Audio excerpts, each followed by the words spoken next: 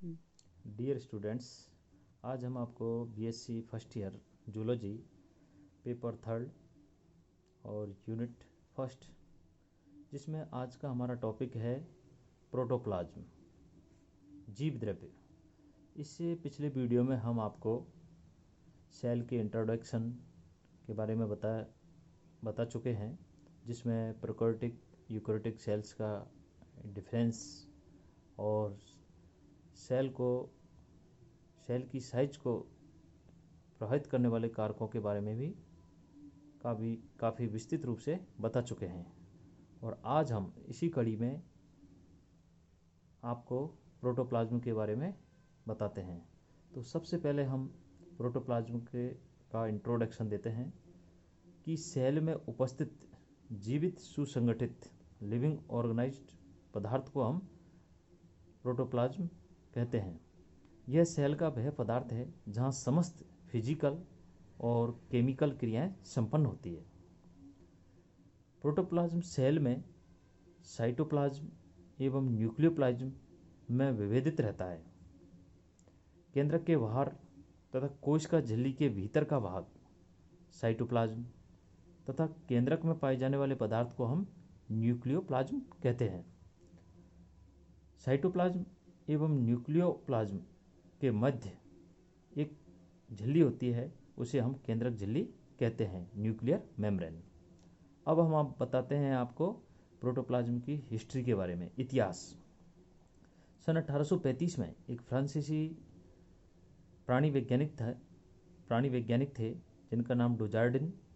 उन्होंने इस पदार्थ के महत्व को समझाया और इसको सारकोड नाम की संज्ञा दी। पुरकुंजे नाम के वैज्ञानिक ने 1840 में प्राणियों की एम्ब्रोनिक सेल्स में इसका अध्ययन किया और इसे प्रोटोप्लाज्म नाम दिया। हुगो बॉन मोहल ने 1846 में प्रोटोप्लाज्म को सर्वप्रथम प्लांट की भ्रूण सेल्स में देखा था और सन 1861 में मैक्स शुल्जे ने प्राणियों व वनस्पति सेल्स में इसकी समानता के प्रमाण प्रस्तुत किए। हेक्सले ने प्रोटोप्लाज्म को जीवन का भौतिक आधार, फिजिकल बेसिस ऑफ लाइफ बतलाया। हर्टविंग ने जीव द्रव्य सिद्धांत प्रोटोप्लाज्म थ्योरी प्रस्तुत की, जिसके अनुसार प्रत्येक सेल एक समांगी होमोजीनस सजीव पदार्थ से निर्मित होती है। यह बाहर से एक कोश का झिल्ली रूपी आवरण द्वारा ढकी होती है तथा इसके भीतर एक केंद्रक न्यूक्लियस स्थित होता है। जीव द्रव्य समस्त वनस्पति व प्राणियों का अर्धतरल, सेमी लिक्विड एवं विस्कस पदार्थ है, जिसमें जीवन के संपूर्ण लक्षण विद्वान होते हैं। थॉमस हेक्सले नामक साइंटिस्ट ने इसको जीवन का भौतिक आधार, फिजिकल बेसिस ऑफ लाइफ मानकर इस शीर्षक पर एक पुस्तक लिखी थी। इसे अब जीवन का भौतिक आधार ही नहीं वरन सजीवों का बायोलॉजिकल एवं केमिकल आधार भी माना गया है। सजीवों में पाई जाने वाली समस्त क्रियाएं इसी पर आधारित होती है। इसमें ग्रोथ एवं डिवीजन की क्षमता होती है तथा सेल की सभी मेटाबॉलिक क्रियाओं का केंद्र भी प्रोटोप्लाज्म ही होता है। अब हम आपको बताते हैं जीव द्रव्य की भौतिक प्रकृति, physical nature of the protoplasm.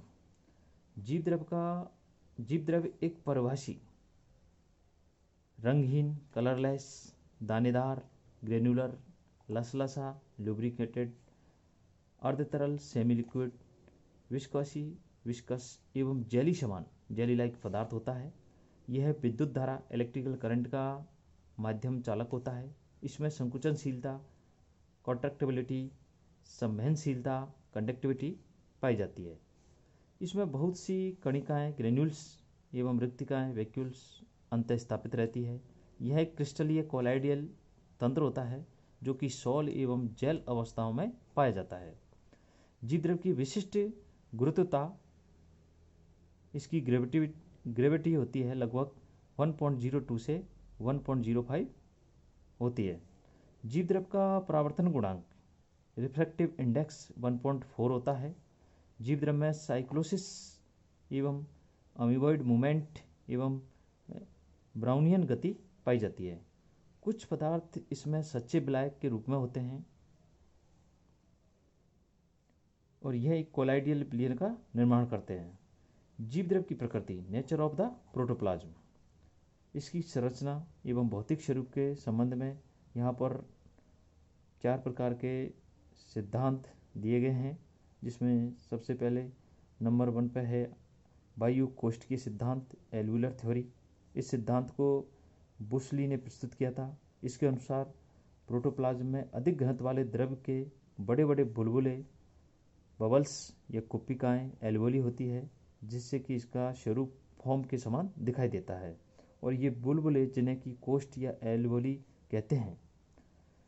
Second सिद्धांत है ग्रेनुलर थ्योरी। इसको अल्टमैन नाम के साइंटिस्ट ने प्रतिपादित किया था। इनके अनुसार जीवद्रव्य द्रवीय माध्यम का बना होता है जो कि होमोजिनस होता है। इसमें विभिन्न आकार की असंख्य ग्रेन्यूल्स विद्यमान होती है जो कि जैव प्रक्रिया दिखाती है। इन ग्रेन्यूल्स को बायोप्लास्ट, साइटोप्लास्ट भी कहते हैं। फिर आता है हमारा तीसरा सिद्धांत रेस की सिद्धांत, फाइब्रिलर थ्योरी।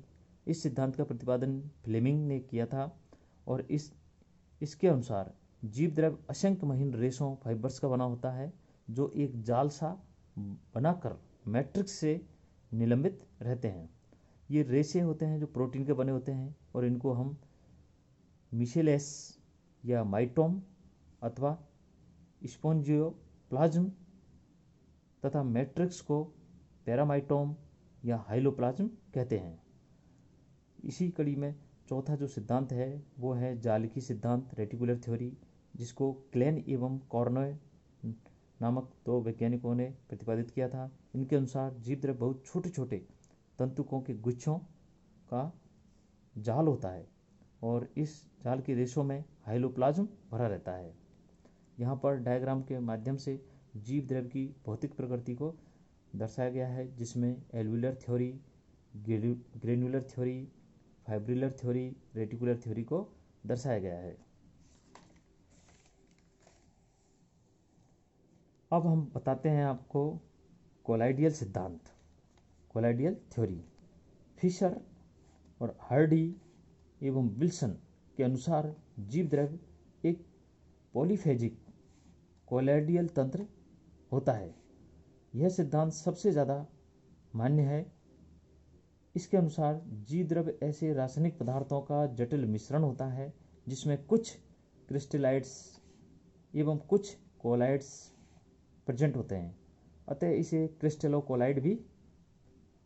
क्रिस्टलोकोलाइड पदार्थ भी कहते हैं। इसमें जल की मात्रा बहुत अधिक होती है।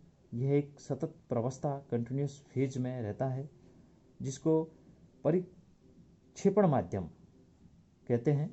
इस अवस्था के कण इंटरमिशलस कहलाते हैं। इसमें निलंबित प्रोटोप्लाज्मीय कण, जिनमें कि प्रोटीन, कार्बोहाइड्रेट एवं वसा मुख्य होते हैं, जो कि परिक्षेपण अवस्था कहलाती है। कोलाइडियल जीवद्रव्य सॉल एवं जेल अवस्थाओं में पाया जाता है। सॉल अवस्था जेल की अपेक्षा कम विस्कस होती है। सॉल अवस्था में निलंबित कण एक दूसरे से पृथक हो जाते हैं। ये स्वतंत्र रूप से गति करते रहते हैं, जबकि जेल अवस्था में कण बड़े सघन रूप से निकट रहते हैं और मुक्त रूप से गति करने में सक्षम नहीं होते तथा आसानी से मूवमेंट करते हैं। प्रोटोप्लाज्म एवं उत्क्रमणीय रिवर्सिबली कोलाइडियल के रूप में कार्य करता है, अर्थात जेल एवं सॉल अवस्था एक दूसरे में परिवर्तनशील होती है। वास्तविक घोल एवं सस्पेंशन के बीच की दशा कोलाइडियल अवस्था कहलाती है। इसमें घुलने वाले पदार्थों के कण का परिमाण वास्तविक घोल एवं सस्पेंशन के कणों के बीच का होता है। कोलाइड के सॉल, जेल, एरोसेल एवं इमल्सन 4 मुख्य प्रकार होते हैं। सॉल में तरल की मात्रा अधिक होती है। इसमें कोलाइडियल कण दूर दूर बिखरे रहते हैं।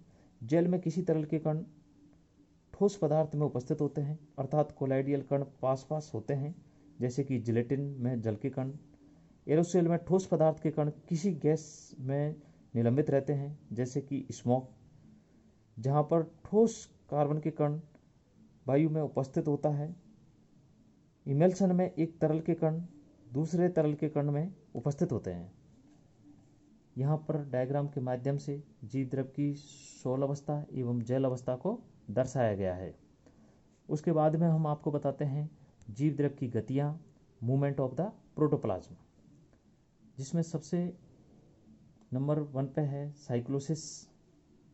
जब सेल में जीव द्रव एक धानी के चारों ओर एक ही दिशा में गति करता है तो उसे हम रोटेशन या घूर्णन कहते हैं, जैसे कि पल्सिनेरिया या हाइड्रिलास की पत्तियों की कोशिकाओं में, हाइड्रिला की पत्ती की सेल्स में। इसी प्रकार की गति अमीबा एवं अन्य प्रोटोजोन एनिमल्स के जीवद्रव में भी देखी जाती है। जब सेल में एक से अधिक वैक्यूल्स धानियाँ होती है तो जीवद्रव धानी के चारों ओर भिन्न भिन्न दिशाओं में गति करता है तो इसे परिसंचरण कहते हैं, और यह गति ट्रेडेकेंसिया में पाई जाती है। जीवद्रव की सेकंड गति है वो है अमीबीय गति, अमीबॉइड मूवमेंट। इसमें जीवद्रव एक संहति के रूप में गति करता है। इस प्रकार की गति को अमीबा में, ल्यूकोसाइट्स में, स्लाइम मोल्ड्स तथा स्पाइरोगायरास में देखा जाता है। नंबर 3 पे है सिलेलरी मूवमेंट, पक्षमापी गति। इसमें पक्षमाओं की सहायता से गति होती है, जैसे कि क्लेमाइडोमोनास एवं मांस व फर्न के नर युग्मकों में इस प्रकार की सिलेलरी पक्षमापी गति देखी जाती है। नंबर 4 पे है ब्राउनियन मूवमेंट, ब्राउनियन गति। जीवद्रव का परिच्छेद कण सदैव अनियमित क्रम में गति करते रहते हैं और यह गति जल के अणुओं के कोलाइडियल कणों से टकराने के कारण होती है। यह सभी कोलाइडियल विलयनों का एक विशिष्ट गुण